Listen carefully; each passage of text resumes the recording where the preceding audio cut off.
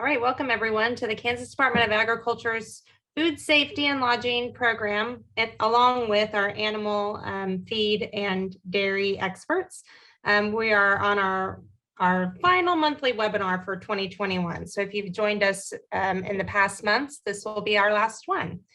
I'm going to give the standard quick housekeeping points that you're going to need to know in case you haven't joined us previously. All participant microphones will be muted throughout the webinar. You may submit additional questions that have not already been submitted during registration to the discussion by using the Q&A button at the bottom of your screen.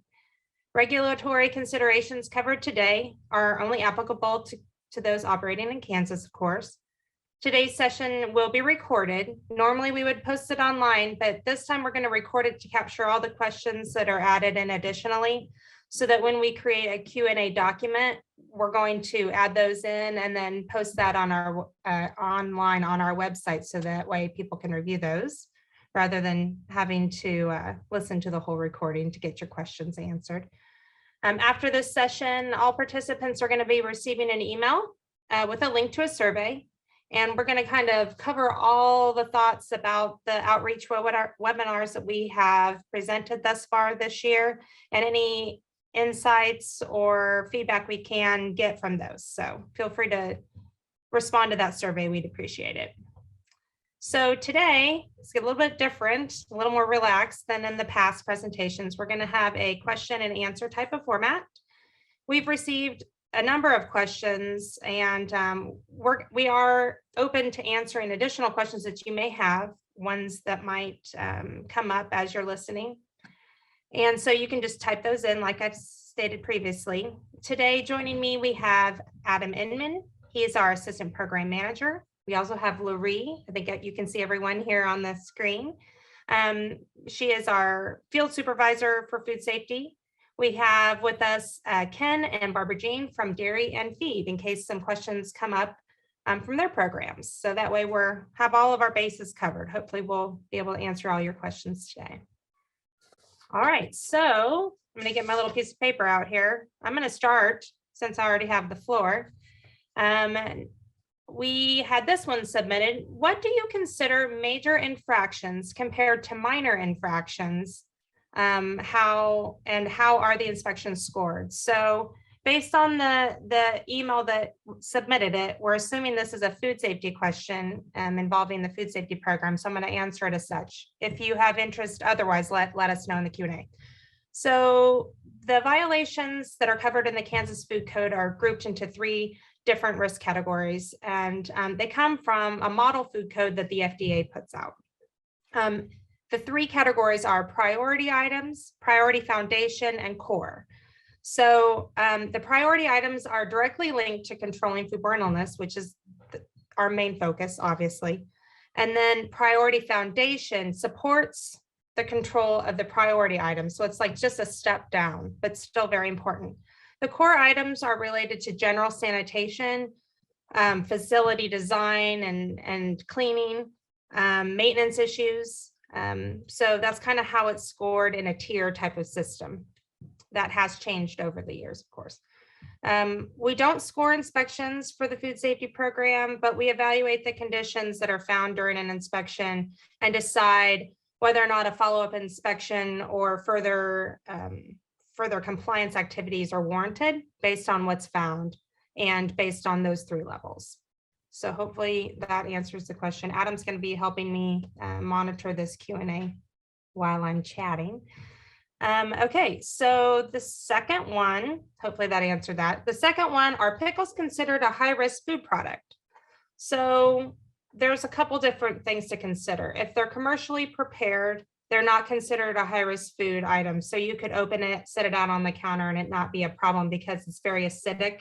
It's also produced under really strict guidelines at a food manufacturer. But if you're trying to make pickles at home or in a restaurant to sell to others, and not in a commercial type of setting, you're going to want to have that process evaluated, because there is a high risk of botulism when you're trying to can pickles. So you want to be really careful if you're using it in a commercial way. If you're selling it direct to consumer, or using it in restaurants. So it's kind of a weird question, not a weird question, it's a weird answer. So hopefully I answered that effectively. We'll let Adam take the next couple. Autumn, yeah, and then if you're making pickles for your own use, of course, there's lots of good guidance from K-State Extension and other sources that can help make sure that you're doing that safely, because everybody wants to be safe. So the next question that we're going to address is whether people are allowed to operate food businesses in Kansas without proper license or permits. And the Kansas food safety law does require proper licensing, but does have several exemptions from food safety licensing. And one exemption that we are asked about a lot is for foods that are commonly called cottage foods. And so those are foods that are sold directly to the end consumer and don't require temperature control for safety or specialized processing. There are other exemptions, and those are available in KSA, Kansas Statutes Annotated 65-689, paragraph D, list those out. And we'll post a link to the law so you can review that if you'd like as well. We got a related question: what rules or regulations are required for people selling food under a license exemption? And of course, the baseline: any food that's sold in Kansas or offered in Kansas must be safe and honestly presented. So for those specific license exempt sales, general sanitation and hygiene requirements must be followed. And some of those key requirements are not allowing employees with diarrhea, vomiting, jaundice, or other foodborne illness symptoms or foodborne illnesses to work with food. Have to have proper hand washing for food workers. Bare hand contact with ready-to-eat food is prohibited. That's related to preventing the spread of norovirus, which is a leading cause of foodborne illness in the United States, as well as hepatitis A. And then go on down from there: proper washing, rinsing, sanitizing, and air drying utensils and other food contact surfaces is required. Protecting food from dust, pests, chemicals, and other environmental contamination, of course, also required. And then labeling has to be truthful and accurate and honestly presented for any packaged foods.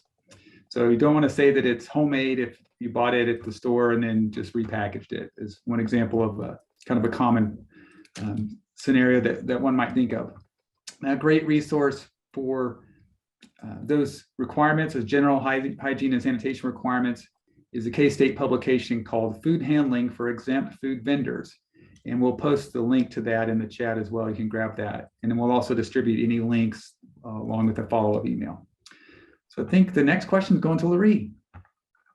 Yes, absolutely. Okay, the next question is, are the best chemicals that others are using when, what is acceptable for dishwasher needs to, and what is the temperature? So most people are using chlorine and quaternary ammonia sanitizers are most frequently used as chemicals for food sanitizing food contact surfaces. Remember always to have the correct test strips. So if you are using chlorine, have the chlorine test strips, as well as if you're using quaternary, you would want to have the quaternary test strips.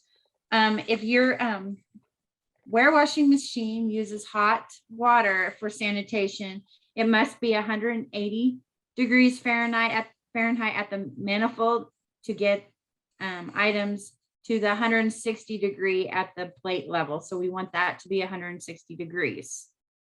So if you have any other questions, additional questions to that, please let us know if we did not answer your question to that one.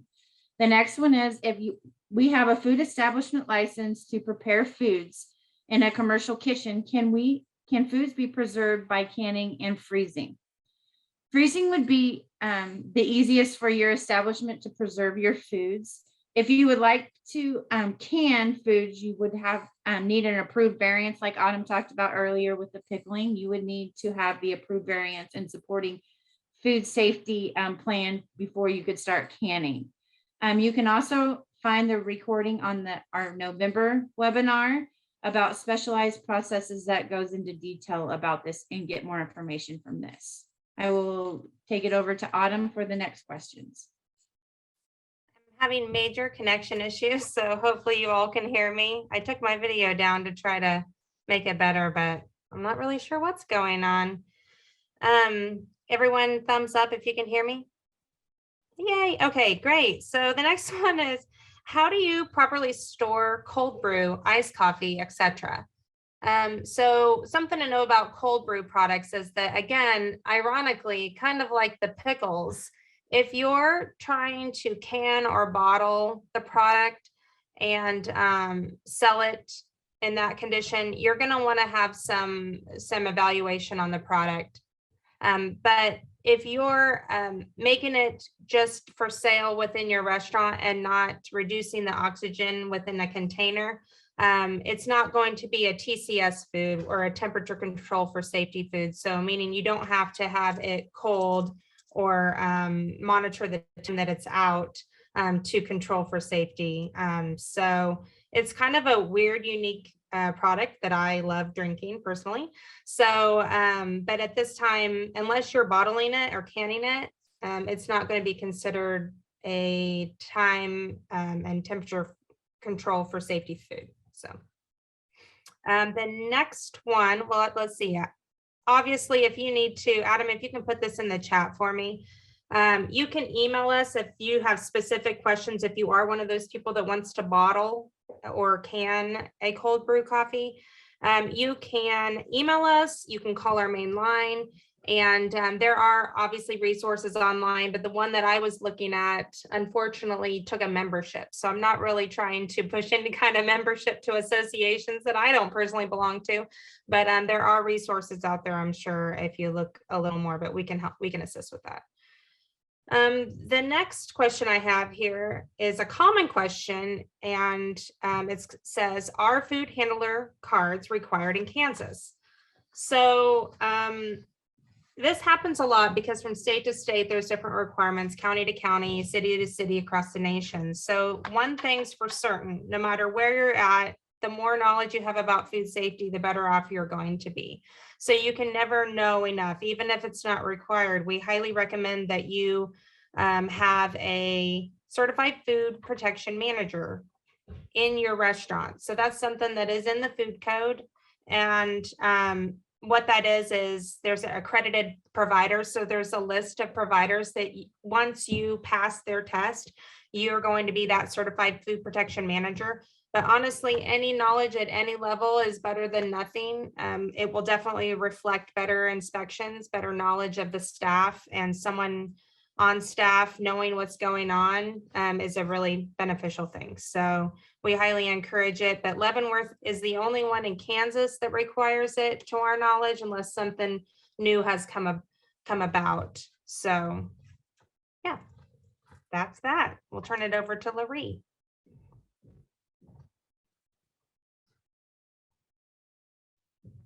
The next question is, should we reuse leftover food?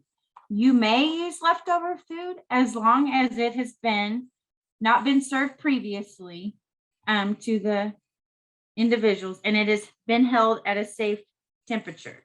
So therefore, the foods must be properly held, cooled, stored, and reheated. Foods that require refrigeration may be only held for up to 7 days. Day 1 is the prep day, unless you have frozen them. And I will turn it over to Adam. Thanks, Laree. So another question that came in, what are the requirements to ship food out of Kansas to other states? And there are a lot of different requirements that may come into play depending on the kind of food that it is, the type of packaging that it's in, and who the customer is, if that's an individual end consumer or another business for resale. So it's best to contact us directly about your specific situation, and we can get you the correct answer to cover that. And may need to refer you to the Meat and Poultry Inspection Program, for example, if your product is a meat or poultry product that's going for business-to-business sales. So it's just best to contact us there. Again, the email and phone number is in the chat, and we'll post that again. And then we'll be able to get you the best answer for your situation. And I think Autumn has another one.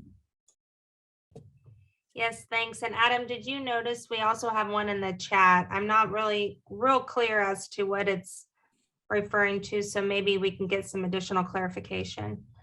Okay, so one that I have on my list to divulge the answer to, which I don't know that I can really divulge much on this one, is someone was inquiring about OSHA videos and bloodborne pathogen videos to watch for small grocery stores so that they know, I'm assuming, what to do if they encounter blood. So that's not something that I know much about. I've seen blood cleanup during wrestling meets, but that's about the extent of my knowledge. I would definitely have you research that on the web and just go ahead and search OSHA bloodborne pathogen requirements, because they're going to be basic, nationwide. So you definitely want to protect yourself, but that's not something that I have any expertise in. I apologize.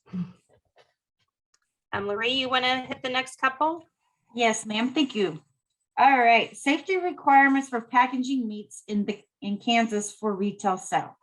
The requirements are generally the same as the food products. We packaged raw meats must have, and poultry must have the safe handling instructions on the label, which is the additional requirements for those products. Business to business sales of meat and poultry products generally require meat and poultry inspection seal on them. Again, we're going to relate back, if you have any questions regarding that and need help with your labels, you can contact us or Meat and Poultry. I know they help with getting the labels corrected on that. So again, our phone numbers are in there and we can get you in touch with the correct person on that. And then the next question I have is, are cheeses subject to date marking and only allowed to be kept for 7 days after packages are open? Wow, that's a great question. And us as inspectors always have to refer back to our book. So we completely understand why you asked that question. It's very confusing. Soft cheeses are required to be date marked and may not be held longer than 7 days once they're open. Opening date counts as day one. Examples include cream cheese, brie, goat cheese, and cottage cheese, etc. Hard and semi-soft cheeses are exempt from date marking, but we're still required to be refrigerated under the 40 degrees for food safety. Examples are cheddar, Romano, Swiss, Gouda, Asiago, and provolone. Again, if you have any questions about a specific cheese that we have not touched base on, please reach out to your local inspector or contact the Manhattan office. I'll go back to you, Autumn. Awesome. So there in the chat, I'm just going to go ahead and throw it out there. So there was a question that mentions what kind of foods can we sell for our customers. So if you want to put in some specific, I don't know, regarding stores, I don't know what kind of stores. Really, we want to help you sell whatever you want to sell safely. So I'm not really sure exactly what you're asking, but if there is something new product, something new that you don't know a lot about or you heard about and you want to make sure that it's safe and you wonder if you have the facility requirements to produce it, call us up, because really we want to help you get where you need to be and doing it safely. So I know it's a real general answer to that, but if you have something specific, let me know and we'll go ahead and we'll address that. One of the ones that was, okay, a convenience or gas station, convenience store or gas station. So oftentimes in that type of facility, people try to do more than what their facility will allow, meaning they may not have enough refrigeration to accommodate the cooking and cooling of products that maybe a restaurant would have because they have more capacity. So really, if you have a walk-in cooler off the back of your convenience store and you have the ability to have the cold storage needed to do advanced prep, you can do that. You need to make sure you have proper hand washing stations close enough to where you're producing. You need to make sure that, just generic things. So feel free to get in touch with us. And if you want to do line by line concerns, I'm totally fine with that because it might be easier for you. But really, ultimately, if you have a facility that you're not quite sure if it's capable of doing something, the local inspector, or we can give you some feedback on that. Yeah, and the prep area tends to be one space that's lacking in a lot of convenience store footprints, so that would be a concern. And then if you're talking about bringing in foods from other producers, you want to make sure that they are properly licensed for that food product. So if it's a meat and poultry product that the person is manufacturing, they need to make sure that they're under meat and poultry inspection, except for some slight variations or exemptions that may be present. So again, the best thing is to ask if you have any question about whether it's an approved source, as it's called, let us know and we'll be happy to connect you with that answer. Yeah, convenience stores are just all over the map in terms of what they provide. There's full service ones. There's ones that, like Adam was mentioning, have a lot of products that are manufactured elsewhere. So if you want to support Kansas businesses and do that type of business, it definitely reach out to us and ask if the places are approved to be selling food. So that's a good first step. One of the questions that came in previously during registration was someone had asked about if we have anything to do with detox and treatment centers. So obviously those places, if it's like an overnight type care facility, they would produce food, but that's not something the Kansas Department of Agriculture's food safety program handles. It's often regulated by KDHE, and so there is a directory and a link, and we can put that in the chat as well regarding if you have questions or concerns about a detox or treatment center, or if you are one that's operating one, and our generic food safety handling tips would likely apply, but I don't know if there's specific ones related to KDHE that you're going to want to make sure that you cover. So just to cover all your concepts, you're welcome to use any of our information. It's not necessarily going to be wrong. It just may not be strict enough, or it might be more stringent than what you would be required to do. I can't say for sure. All right, so now on to some pet food questions. So I'm not for sure how many pet food manufacturers or distributors we have on the line today, but Barbara Jean, if you want to handle this question, I can read it. Sure, okay. How is pet treat regulation different from pet food and chews? Pet food and pet treats are regulated the same, but chews can be regulated a little bit differently. They can be considered exempt from regulation depending on how they're labeled. And a chew would be something like a rawhide, a pig ear, something that is not going to be providing any nutrition for the pet, mostly just an exerciser for teeth, or just chewing, more of an entertainment more than food related. And so if, say, a pig ear is smoked with a flavor, but has no labeling of it containing any extra protein or providing any nutrition to the pet, those types of products can be exempt from regulation, and we wouldn't have to look at the label. There wouldn't have to be a label. It could just be a pig ear sold.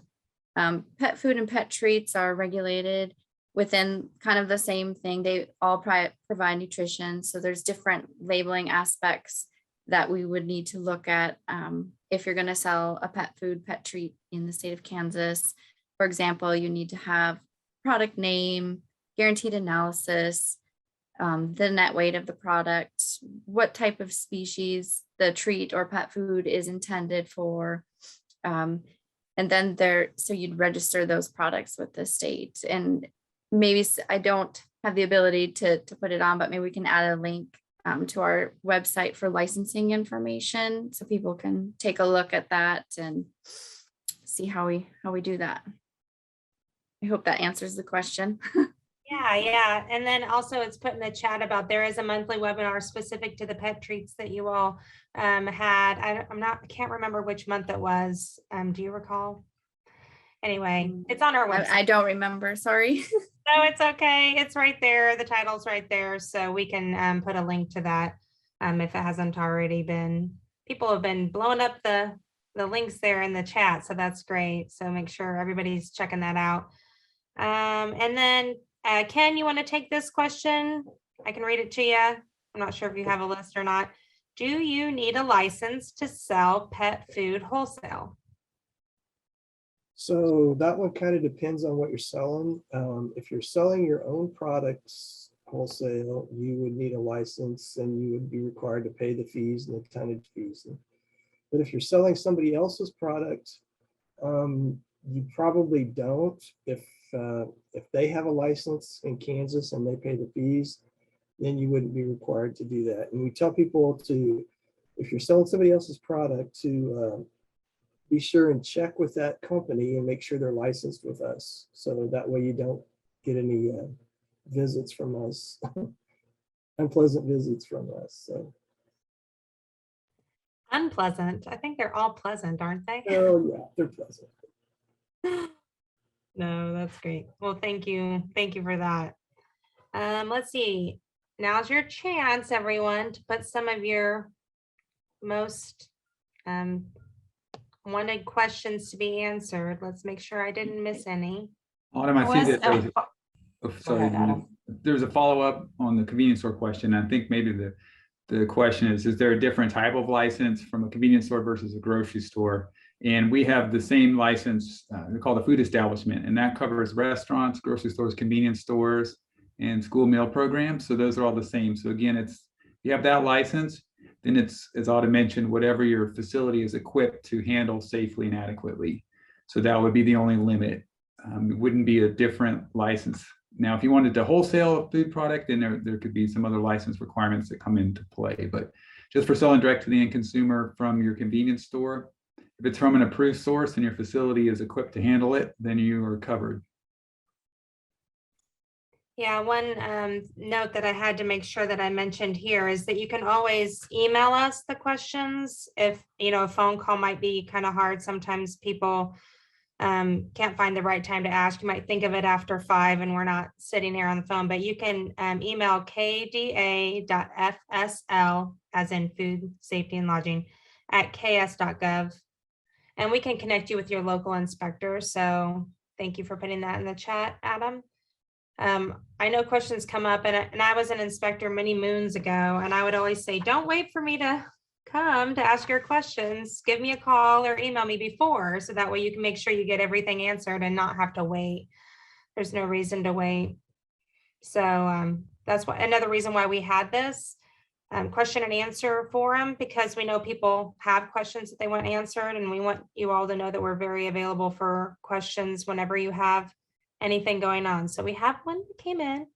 I'm going to read it out loud. I have questions regarding uncooked noodles. Do we need to keep it at a certain temperature when we soak them? So you're soaking noodles not under heat. That would not require temperature control. But once you apply heat and the entry of water within the noodles that softens it and adds that water activity, that's when it's going to require that temperature and time control or time. So yes, I'm not sure I've ever soaked noodles without heat. Maybe I need to learn a new trick. I'm all ears. So soak cold water, it's rice noodles. Oh, well, there you go. I've not actually made rice noodles. So Adam, are you aware that there's any, that a rice noodle would be different texture when soaking them? I'm not well versed in the preparation, but as you mentioned, you add moisture that's available then. And so that is heat. Typically, those are a heat treated product to start with. So it's changed the chemistry, and we need to take a closer look at it for sure. But we would say this to start with, that it would be a temperature control for safety food once that water is added. Once it had that moisture put back in. Yeah, if you should shoot an email to me or at that main, we'll make sure that if we find any kind of literature or anything on that, we can make sure you get that. There's been a question about restriction of what food is selling with food stamps. So we don't regulate that either. Sorry, there's lots of different things within the state. That goes through who, Adam? Sorry, I don't know. Yeah, I don't know off the top of my head either. We'll look into that and put that into the Q&A document. But whoever your contact is when you're working with that, with those benefits, food benefits, you should contact them for the questions and answers directly. And we'll put a link in with the Q&A for the best one that we can find for that. I feel like there is a document out there, and I'm sorry, I'm just shooting from the hip here, about maybe the Department of Commerce has, because they have, I know convenience stores have just a lot of different people to contact. And I feel like there's some type of document out there that says contact this for this and this for this and this for this. But it felt like it was Department of Commerce in order to aid new business, but I'm not quite positive, but we can look into it. We do have a licensing guide, and then now that you mentioned it, may address some of that as well. Have a reference in there, because we have I believe we have a licensing guide for convenience stores. It's just general business information and resources, so we can double check that as well.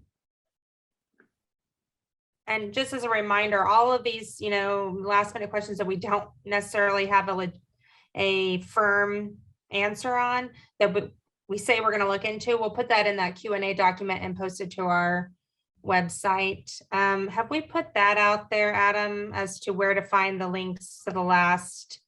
Because we'll put that Q&A document where we have our recordings from the previous months.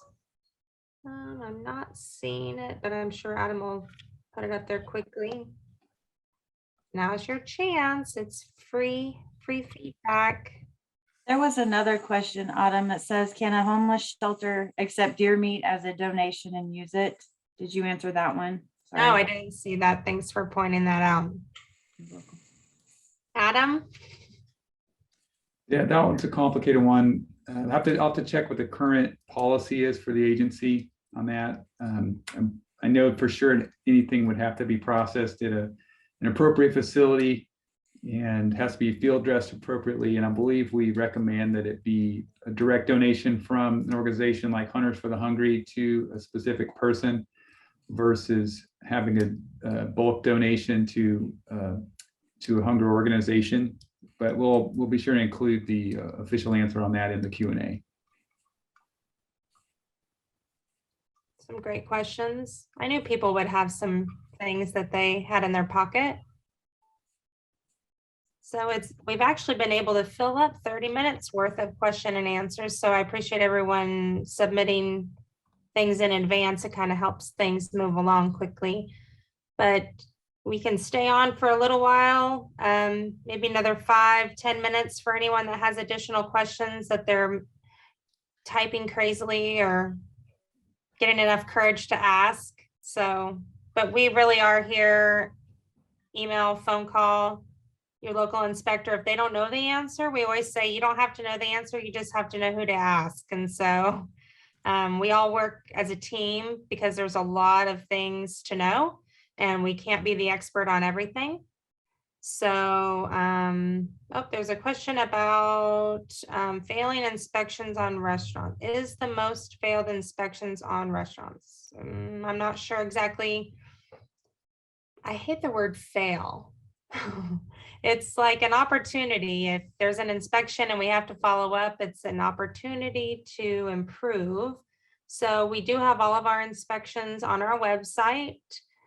So I always say to the inspectors, the inspection you do today is on the website tomorrow. So use good grammar and good spelling. We have lots of people reading them. You can pick your favorite restaurant. You can pick the new restaurant. Thank you, Adam. And that's it. You'll see the vast majority of licensed establishments for food safety in Kansas are restaurants. That's just the largest number. So typically around 12,000 of those in Kansas, give or take. So you will expect to see a lot of inspections occurring in restaurants. And then we don't expect perfection in an inspection. We expect that there's good systems in place and the ability to identify any problems and correct them at the operation level directly. So a lot going on there, and we're happy to provide any assistance that we can for all of our operators. Very true. Very true. Well, thank you to everyone on the panel. And let's see if I have any other notes. I don't think, because I've said it like a million times about contacting us for questions. I hope that everyone had a wonderful 2021 and that next year's profitable and successful for everyone. So let us know if there's anything that we can do to help. I suppose we'll sign off because I'm not seeing any other questions. Thank you, everyone.